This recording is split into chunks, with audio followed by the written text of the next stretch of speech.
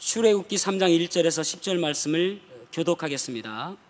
모세가 그의 장인 미디안 제사장 이드로의 양떼를 치더니 그 떼를 광야 서쪽으로 인도하여 하나님의 산 호렙에 이르매 여호와의 사자가 떨기나무 가운데로부터 나오는 불꽃 안에서 그에게 나타나시니라. 그가 보니 떨기나무에 불이 붙었으나 그 떨기나무가 사라지지 아니하는지라.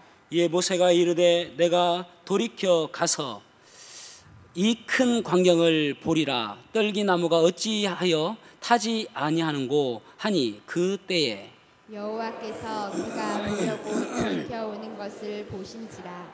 하나님이 떨기나무 가운데서 그를 불러 이르시되 모세야 모세야 하시매 그가 이르시되 내가 여기 있나이다. 하나님이 이르시되 이리로 가까이 오지 말라. 내가 선 곳은 거룩한 땅이니 내 발에서 신을 벗으라.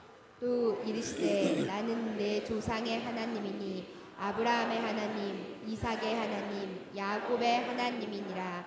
모세가 하나님 배우기를 두려워하여 얼굴을 가리매 여호와께서 이르시되 내가 애굽에 있는 내 백성의 고통을 분명히 보고 그들의 감독자로 말미암아 부르짖음을 듣고 그 근심을 알고 내가 내려가서 그들을 애굽인 손에서 건져내고 그들을 그 땅에서 인도하여 아름답고 강대한 땅 젖과 꿀이 흐르는 땅 곧 가나안 족속, 헷 족속, 아모리 족속, 브리스 족속, 히위 족속, 여부스 족속의 지방에 데려가려 하노라.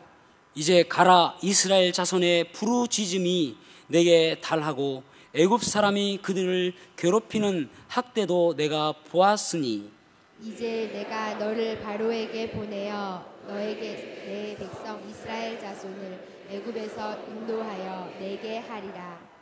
아멘. 착석하시겠습니다. 주일 아침부터 이런 이야기 하기가 좀 죄송스럽긴 하지만은 최근에 우리가 매스컴을 통해서 들었던 뉴스 가운데 8월 12일 한강 하류 마곡대교 아래에서 사람의 몸통 시신이 발견되어졌습니다. 그리고 4일 이후에 오른쪽 팔도 발견되어졌습니다. 그래서 신원 확인하는 과정 속에서 피의자라고 하는 사람이 자수하였습니다. 자기는 억울하다라고 이야기하며 자수하였는데 그 사람은 39살의 장대호라는 사람입니다. 그 사람은 억울하다 날마다 이야기하며 인터뷰하는 과정 속에서 놀랬던 것이 무엇이냐면은 다음 세상에서 만나면 넌 또 죽어 이렇게 이야기를 하는 것이었습니다. 정말 중요한 것을 잘 모르고 있지 않습니까? 히브리서 9장 27절에 보면은 한번 죽는 것은 사람에게 정하신 것이요 그 후에는 심판이 있으리니라고 말씀하고 있습니다. 이 심판은 하나님께서 예수 그리스도를 이 땅에 보내주심으로 인하여 우리의 죄를 위하여 십자가에 달려 돌아가신 그 예수 그리스도를 너는 어떻게 하였느냐에 대한 심판입니다. 이 장대호 씨는 이번에 뭐 좀 잘못 살면은 다음 생에 다시 살면 되지 하는 마치 리셋되어지는 것처럼 다시 새롭게 한다는 그러한 마음가짐을 가지고 있는 것 같습니다. 그런데 우리의 인생은 그런 계속적으로 반복되어지는 인생이 아니라 한 번 주어지는 기회임을 기억하셔야 됩니다.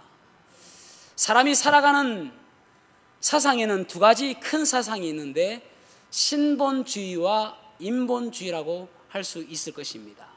신본주의는 하나님 중심적인 사상입니다.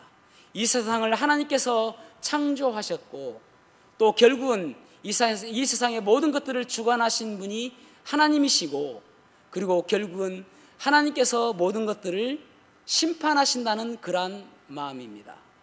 인본주의는 하나님이 없다라고 생각하는 그러한 마음에서 생각하니까 세상이 어떻게 생겼을까라는 생각을 갖게 되어지며 결국은 인본주의에서 나오는 것이 진화론이고 윤회 사상이라고 할 수 있을 것입니다. 진화론은 무엇입니까? 단세포에서 점점 발달된 동물로 진화되어지고 결국은 포유동물에서 사람까지 왔다라는 것입니다. 그래서 진화론을 믿게 되어지면은 사람은 본능적이어야 됩니다. 무엇을 위해서 할 것인가? 그런 의미가 없이 그저 본능에 충실함으로 살아가는 것을 진화론이라고 할 수 있을 것입니다. 윤회 사상은 무엇입니까? 지금의 내 생은, 지금의 현재의 생은 과거의 생에 대한 결과다라고 할 수 있을 것입니다. 과거에 내가 어떻게 살았느냐에 따라서 지금 나는 어떻게 살고 있느냐라고 그렇게 우리의 생각을, 우리의 삶을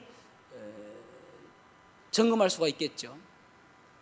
그래서 운명적 또 사주팔자적 삶이라고 할 수가 있을 것입니다. 또한 어떤 사람들은 실존주의적 사상을 가지고 있는 사람도 있습니다. 지금 존재하는 것이 중요하지 내 세가 뭐가 중요하냐라는 것입니다. 그래서 그저 오늘 열심히 살면 된다라고 생각합니다. 여러분, 그저 오늘 열심히 사는 것이 그렇게 중요합니까?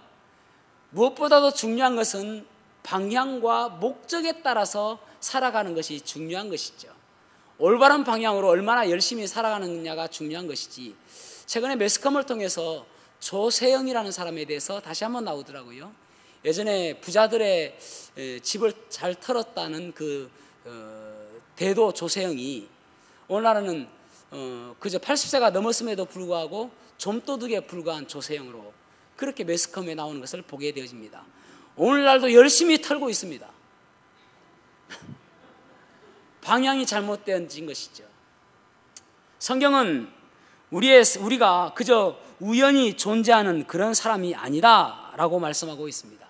창세기 1장 26절에 보면은 하나님의 형상으로 사람을 만들었다라고 말씀하고 있습니다. 그 말은 무슨 말이냐면은 우리에게 하나님의 형상이 있다라는 것입니다. 고대에는 어떤 왕이 통치할 때에 이 땅은 내 땅이다라는 것을, 내가 통치하는 곳이다라는 것을 보여주기 위해서 자기의 모습을, 자기의 모양을 그곳에 높게 세우는 것입니다. 그래서 그 형상을 보면서 이 땅은 저 왕이 다스리는 땅이구나 라는 것이죠.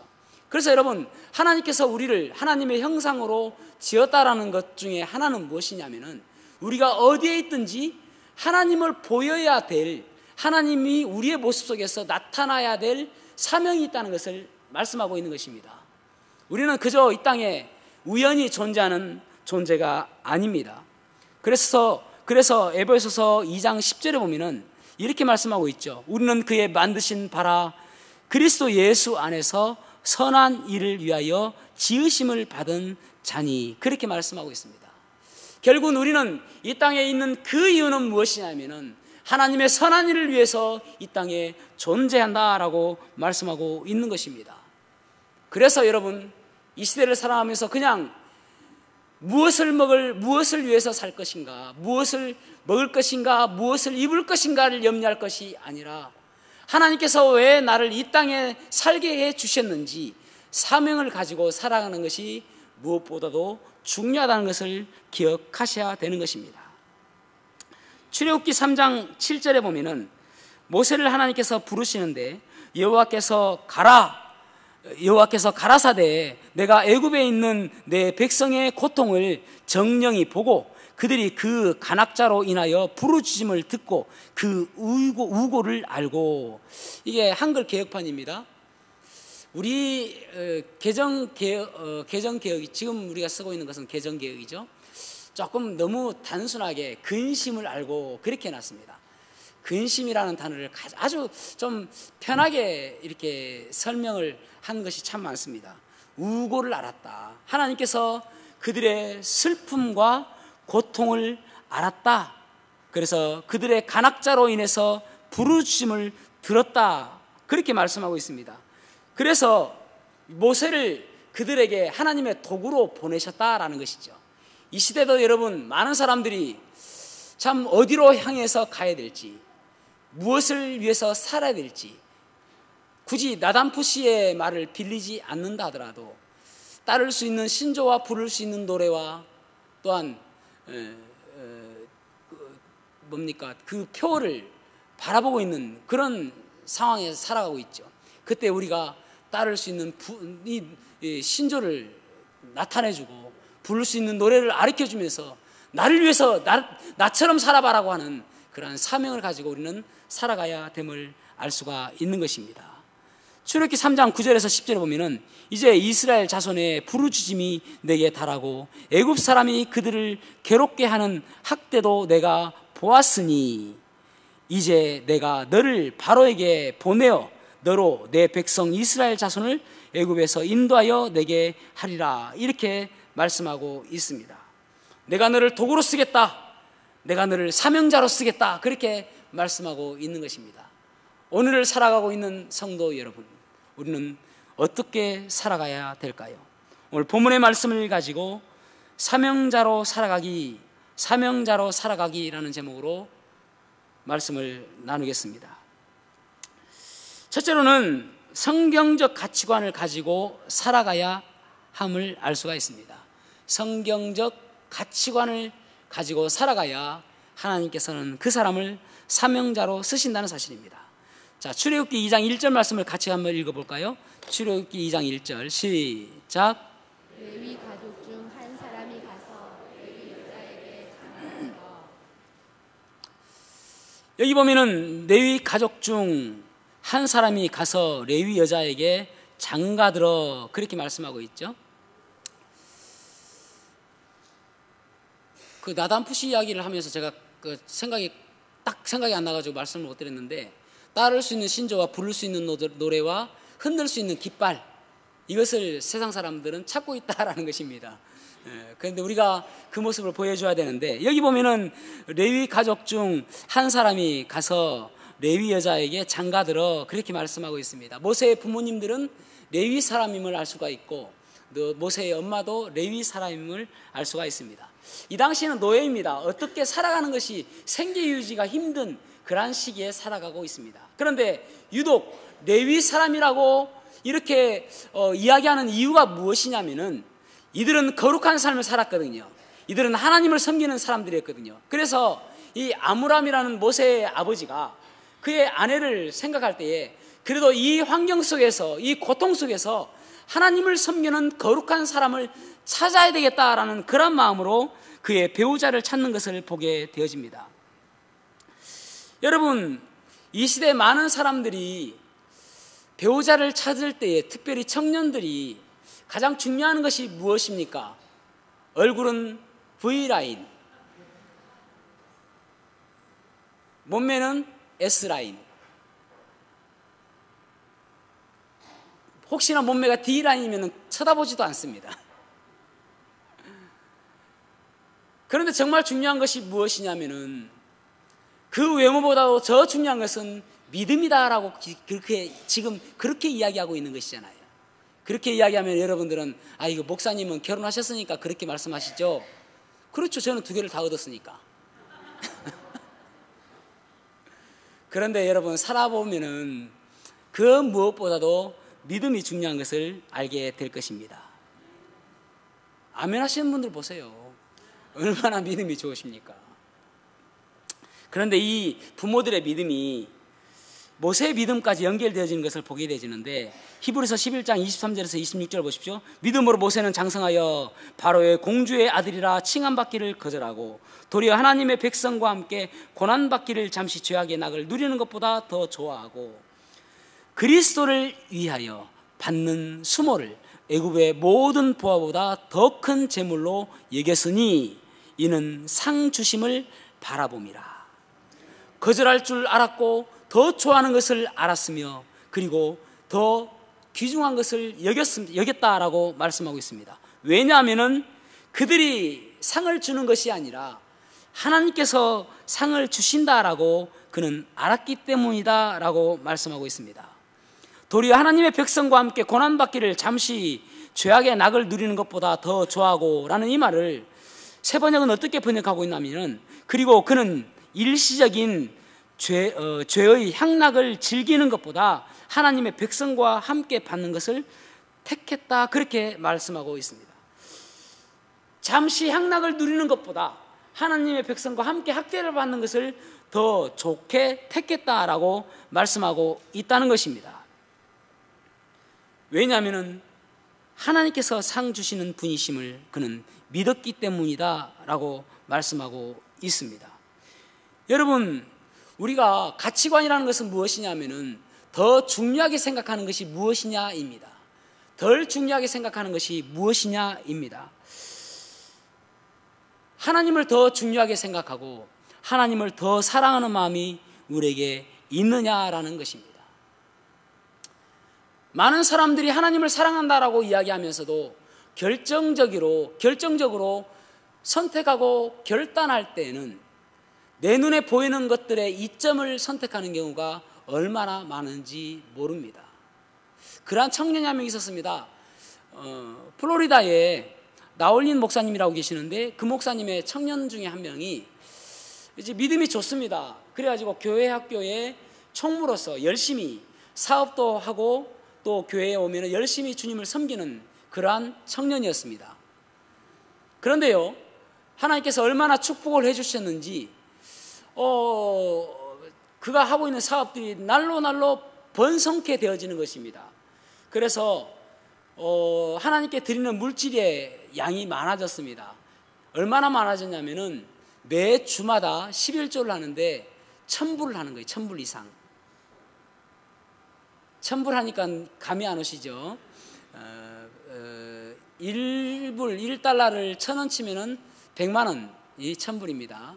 그러니까 매주 100만 원 이상을 자꾸 11조를 하는 거예요. 헌금을 하는 것입니다. 그런데 어느 순간부터 너무 사업이 잘 돼가지고 사업이 확장되어지고 또 지점을 열고 그러면서 교회를 조금씩 한 번씩 빠지는 거예요. 그럼에도 불구하고 계속적으로 하나님께 드리는 물질은 똑같이 드립니다. 그런데 예배를 빠지는 숫자가 점점 잦아집니다. 그러면서 드리는 물질도 조금씩 줄어드는 거예요. 그래서 목사님께서 예배를 자꾸 빠지니까 나올린 목사님이 이 청년을 찾아갑니다. 그래서 그에게 이야기합니다. 요즘에 예배를 빠지는 숫자가 점점 잦아지는 것 같아서 걱정이 되어집니다. 그렇게 이야기를 했습니다. 그러자 이 청년이 뭐라고 이야기하면은 이거 목사님, 제가 지금 예전보다는 조금 물질을 작게 드린다 하더라도 일반 성도들보다 제가 얼마나 많이 드립니까? 일반 성도들은 일주일에 100불 드리는 사람도 흔하지 않지 않습니까? 그렇게 이야기하는 것입니다. 그러자 이 목사님이 잠시 우리 같이 기도합시다 라고 합니다. 그래서 기도를 해요. 하나님 아버지, 우리 형제에게 하나님께서 많은 축복을 해주셨습니다. 그런데 하나님, 너무 많은 축복을 해주신 것 같습니다. 이제 내일부터 이 형제의 지점이 하나씩 불타게 하시고 또 그 다음 날에는 하나씩 망하게 하시고 그 다음 날에는 하나씩 더 없어지게 하여 주셔서 다시 하나님께 돌아올 수 있도록 도와주십시오. 그렇게 기도를 하는 것입니다. 그러자 이 형제가 기도를 마치자 부들부들 떠는 거예요. 그러면서 목사님, 제가 잘못 생각했던 것 같습니다. 제가 어느 순간부터 예수님을 사랑한다고 했으면서도 불구하고 어느 순간부터 물질을 더 우선순위에 두고 사랑했던 것 같습니다. 저를 용서해 주십시오. 다시 기도해 주십시오. 그렇게 하는 것입니다. 그래서 하나님께 다시 기도합니다. 하나님, 이 형제가 회개하고 있으니 하나님께서 주신 축복 주시고 다시 돌이킬 수 있도록 도와주십시오. 그렇게 눈물로 기도를 했다고 합니다. 여러분, 세상 사람들이 생각하는 중요하다고 생각하는 것을 나도 중요하게 생각하고 있지는 않습니까? 내 기준, 내 잣대가 내가 생각하는 그 기준이 세상 사람들과 똑같냐는 거예요. 그래서 로마서 12장 2절에 보면은 바울 사도는 이렇게 우리에게 권면하고 있습니다. 너희는 이 세대를 본받지 말고 오직 마음을 새롭게 함으로 변화를 받아 하나님의 선하시고 기뻐하시고 온전하신 뜻이 무엇인지 분별하도록 하라. 이것을 흠정역에서는 뭐라고 번역하면은 너희는 이 세대에 동화되지 말고 너희들은 이 세대와 똑같이 마음먹지 말아라. 똑같이 살지 말아라. 세상 사람들이 생각하는 그 중요하다고 생각하는 것, 너희들도 동화되지 말고 그렇게 살지 말아라. 그렇게 지금 이야기하고 있는 것입니다. 기준이 달라져야 됩니다. 기준이 바뀌면은요, 처음에는 아무런 문제가 없는 것처럼 보여지지만 어느 순간인가 보면은 멀리 떨어져 있는 여러분들의 모습을 발견하게 될 것입니다. 에스키모인들은요, 늑대를 사냥할 때에 어떻게 하는지 글을 보았습니다. 늑대를 사냥할 때에 늑대가 워낙 포악하고 또 아주 맹수이다 보니 쉽게 사냥하기가 어렵다는 것입니다. 그래서 그 아주 예리하고 날카로운 칼에 피를 묻혀가지고 얼린답니다. 흔히 이야기해서 피 아이스바를 만드는 것이죠. 그래가지고 아주 늑대가 잘 출현하는 그곳에 그 칼을 꽂아둔답니다. 그러면은 이 늑대가 본능적으로 피의 냄새를 맡고 온다는 것이죠. 그래서 그 피를 핥아 먹는데 어느 순간인가 피를 다 먹고 나서 자기의 혀가 그 날카로운 칼에 비어가지고 그 자기의 혀에서 나오는 피를 흘리면서 자기의 피를 먹는 거예요. 여러분, 피를 여기 핏줄에 수혈하는 거하고 먹는 거하고는 천지 차이입니다. 결국은 이 피를, 자기의 피를 계속 먹다 보니까 탈진한 게 된다. 탈진. 그래서 쓰러져 있는 늑대를 그냥 가서 끄집어 오면 된답니다. 여러분, 우리가 한 발자국 한 발자국 조금씩 지금은 아무렇지도 않은 것처럼 보여지고 지금은 아무렇지도 않은 타협점들이 어느 순간인가 보면은 주님께로부터 멀리 떨어져 있는 그러한 유혹이 되어져 있다는 사실을 기억하셔야 됩니다. 그래서 가치관을 잘 세워야 됩니다. 하나님께서 이 시대에 쓰시는 사람은, 여러분, 우리가 많이 기도하잖아요. 하나님, 제가 도구로 쓰임받기를 원합니다. 하나님께 쓰임받기를 원합니다. 하나님, 저를 사용하여 주십시오. 그렇게 많이 기도하지만은 우리가 성경적으로 가치관이 정확하게 정립되어 있지 않는 한 하나님께서는 결코 우리들을 사용하지 않으신다는 사실입니다. 잘 정립해야 됩니다. 그래야 하나님께서는 우리를 사용하여 주시는 것입니다. 두 번째로는 우리가 사명자로 쓰임받기 위해서 하나님께서는 우리를 광야로 이끄신다는 사실입니다. 좀 더 정확하게 표현한다면 광야로 내쫓으시는 것입니다. 왜 하나님께서 우리를 광야로 이끄시는가? 두 가지의 목적이 있습니다. 하나는 우리를 훈련시키기 위해서, 또 하나는 그 광야에서 하나님의 은혜를 경험하고 더욱 하나님을 신뢰하게 하기 위해서입니다. 다시 한번요. 하나님께서 우리를 왜 광야로 이끄시는가 하면은 첫 번째로는 우리를 더 낮아지고 더 겸손하게 하여지며 오직 하나님만을 바라보게 하기 위해서 훈련시키기 위한 방법과, 또 하나는 하나님의 풍성한 은혜를 경험하게 함으로 인해서 더욱 하나님을 신뢰하게 하기 위해서입니다. 여기 3장 1절 말씀을 같이 읽어보겠습니다. 3장 1절 시작. 모세가 그의 장인 미디안 제사장 이드로의 양떼를 치더니 그 떼를 광야 서쪽으로 인도하여 하나님의 산 호렙에 이르매. 아멘. 하나님께서 모세를 호렙산으로 인도하셨습니다.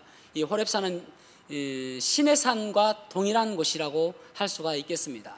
흔히 왜 호렙산과 신의 산이라고 따로 이야기를 하는가 하면은 호렙 산맥이라고 이야기를 합니다. 일반적으로. 그래서 호렙 산맥에 있는 가장 높은 산이 신의 산이라고 이야기합니다. 그래서 이 호렙산과 십계명을 받았던 신의 산은 동일한 장소라고 이해하시면 되겠습니다. 하나님께서 이 광야로 이끄십니다. 하나님께서는 사람들을 사용하시기 위해서 먼저 준비하시는데 그 준비하는 장소가 광야인 것입니다.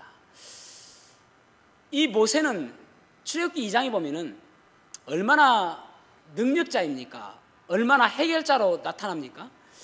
출애굽기 2장에 보면은 모세는 믿음의 부모 밑에서 이제 신앙 교육을 그 유모가 그의 어머니 아닙니까? 신앙 교육을 받음으로 인해서 하나님을 섬기는 사람으로 자라나게 되어집니다.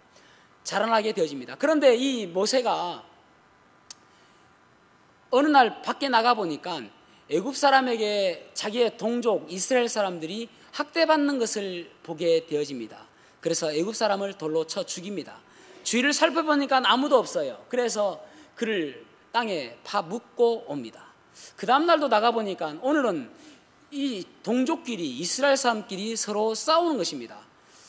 그래서 왜 이스라엘 사람끼리 싸우느냐, 왜 동족끼리 싸우느냐라고 그들을 말리니까 그 중에 한 사람이 뭐라고 이야기하냐면은, 언제 우리가 너를 우리의 재판관으로 세웠느냐, 네가 어제 애굽 사람을 쳐 죽인 것처럼 나도 돌로 치려느냐라고 이야기합니다. 그 이야기를 듣고 아무도 알지 못할 것만 같았던 그 비밀이 탄로 났음을 두려워해서 그는 도망치게 되어집니다. 광야로 도망치게 되어지죠. 여러분, 이 출애굽기 2장에서의 모세는 능력 있는 사람입니다. 모든 것들을 갖추고 있는 사람입니다. 하나님께서 쓰시기에 정말 좋은 것들을 가지고 있는 사람입니다. 그런데 하나님께서는요, 가지고 있을 때는 사용하지 않으신다는 사실이죠.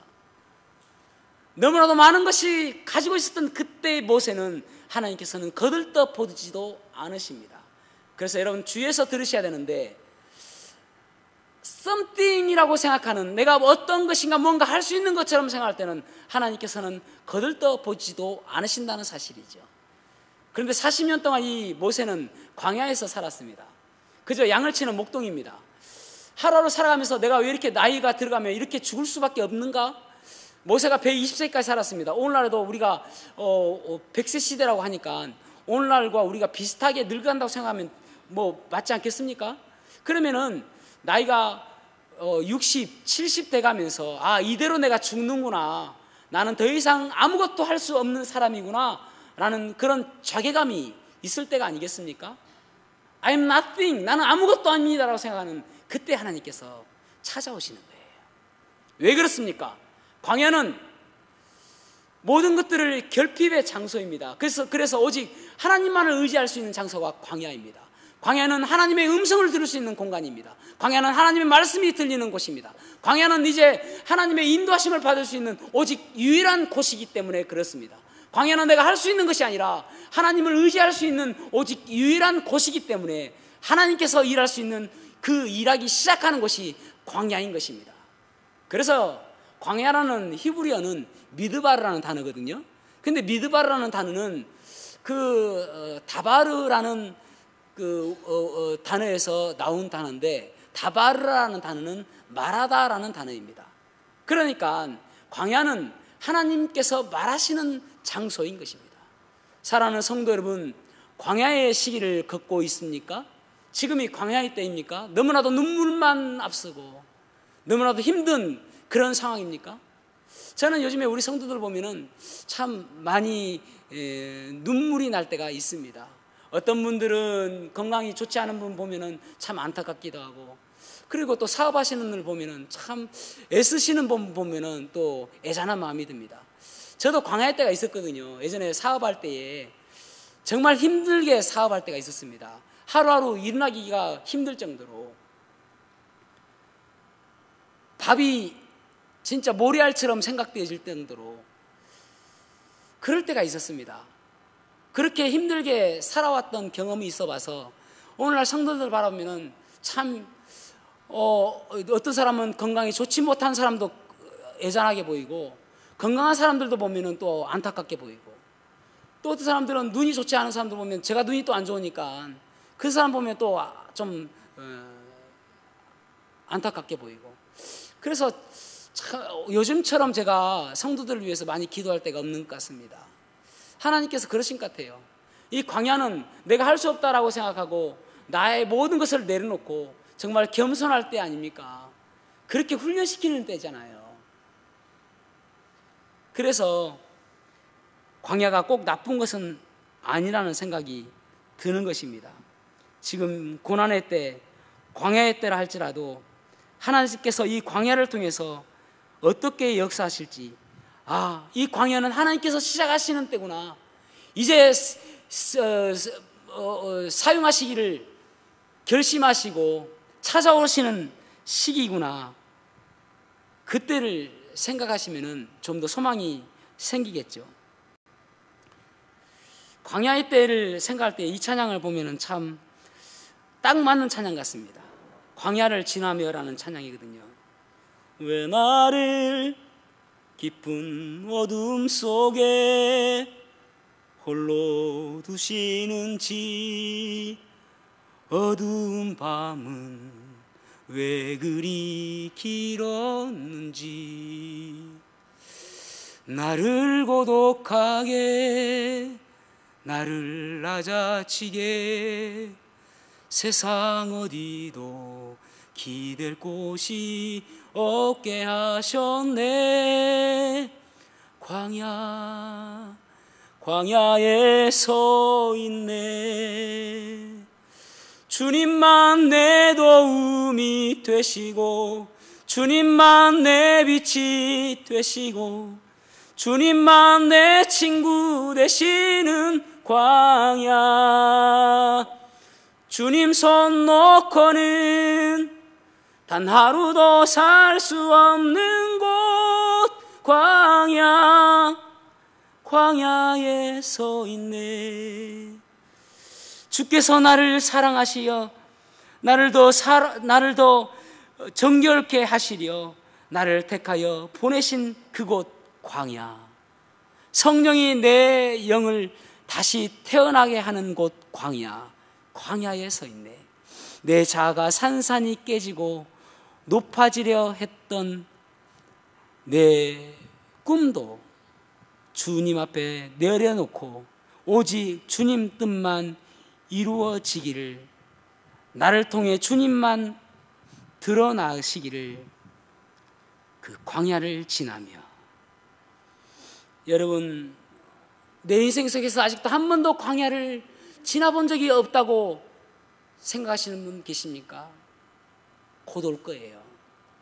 누구나 한 번쯤은 옵니다. 악담 아니고요, 축복입니다. 왜냐하면 광야는 이제 하나님께서 역사하시기 시작이고 이제 쓰시기 시작하시니까요. 예수님도 보십시오. 마가복음 1장 12절에 보면은 성령이 곧 예수를 광야로 몰아내신지라. 예수님께서 이제 사생애를 마치시고 30년을 마치시고 공생애를 시작하실 때에 침례를 받으시고 첫 번째 시험이 무엇이냐면은 광야의 40일 동안의 주린 시험, 그곳에서 승리하는 모습을 우리에게 보여주시는 시험 아닙니까? 엘리야도 마찬가지입니다. 열왕기상 17장에 보면은 그가 아합에 가서 진짜 멋있는 모습으로 섭니다. 온갖 폼을 다 잡고 내 입에서 앞으로 말하지 않는 한 비도 내리지 아니할 것이고 심지어는 이슬도 내리지 아니할 것입니다. 딱, 이야, 진짜 멋있죠. 그런데 2절 되니까 하나님께서 빨리 튀라. 어디로 튀라고요? 그리시나가로 가라. 가면은 내가 까마귀를 통해서 너에게 먹을 것을 갖다 주겠다. 아니, 지금까지 영웅의 모습, 멋있는 모습, 야, 뭔가 해결자의 모습이었는데 하나님께서 아니 빨리 도망가라는 거예요. 그래서 그리시네가로 갔는데 그리시네가 물도 말라가지고 나중에는 또 이제 과부에게 가가지고 과부가 아들하고 마지막으로 밀가루 가루로 떡 한 조각 먹으려고 했던 그것 가지고 나에게 해오라는 거예요. 얼마나 초라한 모습입니까? 근데 그게 17장의 모습이거든요. 18장에 가서 다시 놀라운 모습으로 서가지고 아합과 이세벨의 거짓 선지자들과 850인가 싸워서 이기잖아요. 여러분, 그래서 영화에서 나오는 영웅과 하나님께서 쓰시는 영웅은 다르다는 것입니다. 영화에서 나오는 영웅들은 뭔가 갖추어져야 됩니다. 뭔가 있어야 됩니다. 뭔가 새로운 무기가 있어야 됩니다. 그래서 모든 악당들을 물리칠 수 있는 뭔가 있어야 되잖아요. 그런데 하나님께서 쓰시는 영웅은 아무것도 없어야 돼요. 모든 것들을 포기해야 됩니다. 도저히 내 힘으로서는 할 수 있는 것이 아무것도 없어야 그때 비로소 하나님께서 그를 쓰시는 거예요. 그래서 여러분, 광야의 때라고 생각하신다면 하나님, 이제 내가 아무것도 없으니까 하나님만 의지합니다. 하나님께서 역사해 주십시오. 하나님께서 내 인생을 간섭하여 주시고 주관하여 주십시오. 그렇게 기도할 때 하나님께서 우리를 쓰시는 거예요. 그래서 우리를 광야로 이끌어 주시는 것입니다. 여러분, 여기 출애굽기 3장 5절 말씀 보십시오. 너의 선 곳은 거룩한 땅이니 내 발에서 신을 벗으라. 하나님 앞에서 모세가 하나님께서 모세에게 명하신 명령이 무엇이냐면은 신을 벗으라는 거예요. 왜냐하면은 그 당시에 노예들은 주인 앞에서 신을 벗었거든요. 내가 앞으로 너를 책임져 주겠다, 나를 믿고 나아가라, 그런 의미를 가지고 있는 것이죠. 여러분, 하나님께서는 우리의 광야를 통해서 이제 쓰시기를 원하시는 것입니다. 모세는요, 광야에서 40년 동안 훈련받았습니다. 그래서 그 광야를 40년 동안 이스라엘 백성들을 인도하였습니다. 지도자로 쓰임받기 위해서 광야에서 40년 동안이 필요했던 것입니다. 여러분의 광야의 때라고 한다면 이제 하나님께서 쓰시려고 지금 훈련하고 있다는 사실입니다. 기뻐하십시오. 이제 하나님께서 역사하실 때이기 때문에 그렇습니다. 그런가 하면 하나님께서 광야로 우리를 이끄시는 두 번째 이유는 무엇이냐면은 하나님의 은혜를 더욱더 경험하게 함으로 인해서 하나님을 신뢰하게 하기 위함입니다. 2절 말씀 보십시오. 여호와의 사자가 떨기나무 가운데로부터 나오는 불꽃 안에서 그에게 나타나시니라. 그가 보니 떨기나무에 불이 붙었으나 그 떨기나무가 사라지지 아니하는지라. 아멘. 놀라운 광경을 보는 것입니다. 무엇이냐면은 그 당시에 광야, 그 메마른 광야에는 떨기나무들이 그냥 흔한 나무입니다. 그런데 그 흔한 떨기나무에서 불이 붙었는데 불이 꺼지지 않는 거예요. 이것은 무엇을 의미합니까? 하나님의 그 능력, 하나님께서 함께 하시면은 초자연적인 역사가 일어난다는 것입니다. 그래서 앞으로 이 떨기나무와 같은 이 이스라엘 백성들, 또 떨기나무와 같은 너 모세, 아무것도 아닌 너 모세를 내가 불을 붙여서 사용하듯이 불이 꺼지지 않는 것처럼 내가 너를 사용하겠다. 내가 너와 함께함으로 인해서 놀라운 역사가 일어날 것이다. 기적을 맛보게 될 것이다. 그것을 지금 말씀해 주고 있는 것입니다. 그래서 여러분, 광야의 특징이 무엇이냐면은 신명기 8장 3절에 보면은 광야의 특징에 대해서 말씀하고 있는데, 너를 낮추시며 너를 줄이게 하시며 또 너도 알지 못하며 내 조상들도 알지 못하던 만나를 내게 먹이신 것은, 광야의 특징은 무엇이냐면은 너를 낮추시는 특징이 있다는 것이죠. 나의 모든 체면과 모든 자아가 다 아주 싸그리 다 없어지고 사라져서 아주 낮아지는 그런 것이 광야라고 말씀하고 있고, 너를 줄이게 하시며, 광야는 결핍의 장소 아닙니까? 모든 것들이 없어지는 그러한 장소 아닙니까? 그런 너를 줄이게 하시며 고통 가운데 있게 하시는 그것이 광야라는 것입니다. 그런데 이것으로서 끝나는 것이 아니라 또 네가 알지 못하고 또 내 조상도 알지 못하는 그 만나를 내게 먹이리라. 그것으로서 끝나는 것이 아니라, 줄이고 낮추는 것으로 끝나는 것이 아니라 만나를 너에게 그 은혜를 베풀어 주겠다. 초월적인 은혜를 베풀어 주겠다. 그렇게 지금 하나님께서 말씀하고 있는 것입니다. 요셉 보십시오. 요셉은 얼마나 억울한 삶을 살았던 사람입니까? 형들에게 팔렸고 또 그가 원하지 않았던 강간미수범으로 감옥에 갇히게 되어집니다. 그런데 요셉의 생애를 보면 참 감사한 것이 무엇이냐면요, 상처가 전혀 나타나지 않는다는 거예요. 억울하다는 표현이 나타나지 않는다는 것입니다. 아니, 그가 왜 억울하지 않습니까? 모든 것이 억울하잖아요. 상처잖아요. 그럼에도 불구하고 그 감옥에서도 상처가 전혀 나타나지 않는 그 이유가 무엇입니까? 그 가운데서도 하나님의 은혜를 경험했기 때문 아닙니까? 그래서 형들 앞에서 형들에게도 고백하기를, 당신들을 우리가 하나님께서 구원하시기 위해서 당신들보다 앞서 나를 먼저 보내셨습니다. 그렇게 고백하잖아요. 그게 바로 하나님의 은혜를 경험했기 때문인 것입니다. 혹시 여러분 가운데 지금 억울하십니까? 광야 가운데서 너무나도 힘들게 살아가면서 하나님 왜 나에게 이런 어려움을 주십니까? 고난을 왜 주십니까? 억울하다고 생각하십니까? 그것은 낮추게 하시며 줄이게 하시며까지 거기까지 끝나기 때문에 그런 것입니다. 그것이 아니라 하나님께서 네가 알지 못하고 또 네 조상도 알지 못하던 만나를 먹이시던 그것을 경험하지 못했기 때문에, 하나님의 은혜를 경험하지 못했기 때문에, 그렇기 때문에 억울한 거예요. 세상 사람들이 이해하지 못하는, 세상 사람들이 도저히 알지 못하는 그 만나를, 그 하나님의 초자연적인 은혜를 경험하게 되어지면은 억울한 일이 없는 것입니다. 감사함으로 자리하게 되는 것입니다. 하나님의 특별한 공급이 있게 되어질 때에 그 억울함을 다 이길 수 있고 그 하나님의 은혜 때문에 날마다 찬양하며 살 수가 있는 것입니다. 스코틀랜드에 있었던 한 이야기입니다. 믿음이 좋은 한 과부 부인이 있었는데 자기의 자녀를 믿음으로 잘 양육하는 그런 부인이었습니다. 그러나 생활고 때문에 어렵기도 하고 힘든 가운데서도 자녀들에게 믿음으로 살아라라고 이야기하면서 하루하루 살아가는 그런 자매였습니다. 어느 날 지갑을 보니 돈은 다 떨어져 가고 또 밀가루도 다 떨어져 가는 그런 안타까운 상황에 처했습니다. 마지막으로 밀가루통을 끓는 그 소리를 바라보며, 밀가루가 없는 것을 바라보며 슬퍼서 울고 있는데 자기 아들이 와서 치맛자락을 흔드는 거예요. 그러면서 엄마에게 이렇게 이야기합니다. 엄마, 왜 우세요? 하나님께서 어머니가 통 밑바닥을 긁는 소리를 듣지 못했을까 봐요.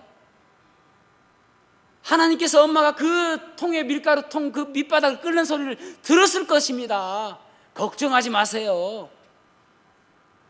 여러분, 우리의 고통 소리, 우리의 고난 소리, 우리의 신음 소리를 하나님께서는 귀 기울여 듣고 계시는 것입니다.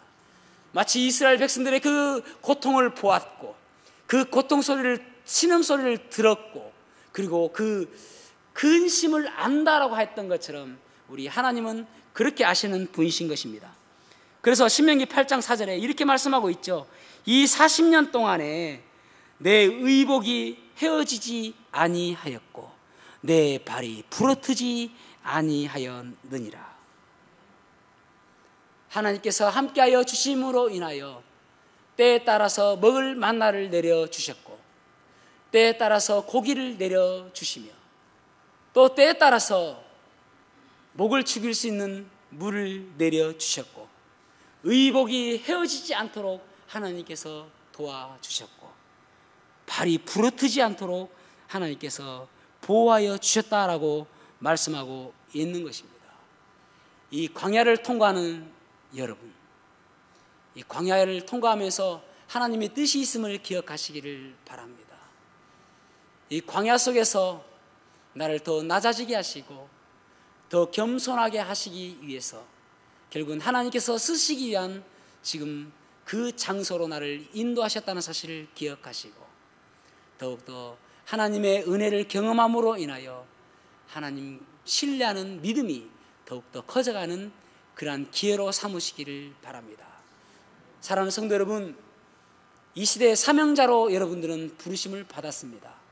그 사명자로서 살아가시는, 그래서 세상적인 가치관이 아니라 성경적인 가치관으로 살아가는 저와 여러분이 되시기를 주님의 이름으로 축복합니다. 기도하시겠습니다.